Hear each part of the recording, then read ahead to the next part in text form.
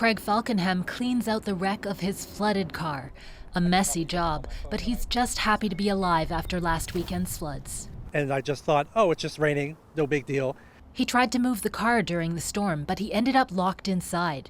Within minutes, the water rose from knee to waist high. I'm thinking, I'm in real trouble here. What am I going to do? Luckily, 2 of his neighbors managed to get the door open and pulled him out. And I said, you may have saved my life. And they're like, oh, no problem. And they're the real heroes.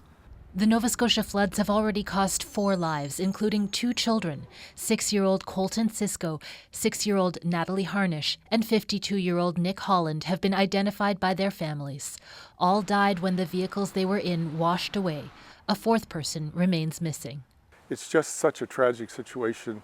This retired Environment Canada meteorologist has been calling for a national flood warning system for years. Flood forecasting is done differently in every province.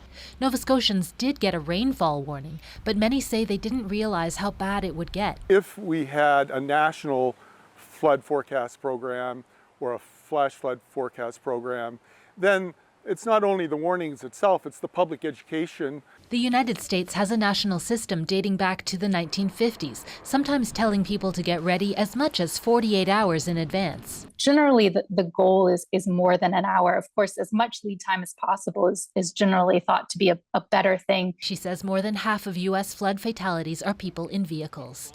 Falkenham is grateful that didn't happen to him. But I've only been trapped in the car 5 minutes, but those were 5 minutes that I will never forget. Experts say even if floodwaters look shallow, people should avoid driving through them because the risk of the vehicle being swept away is too high.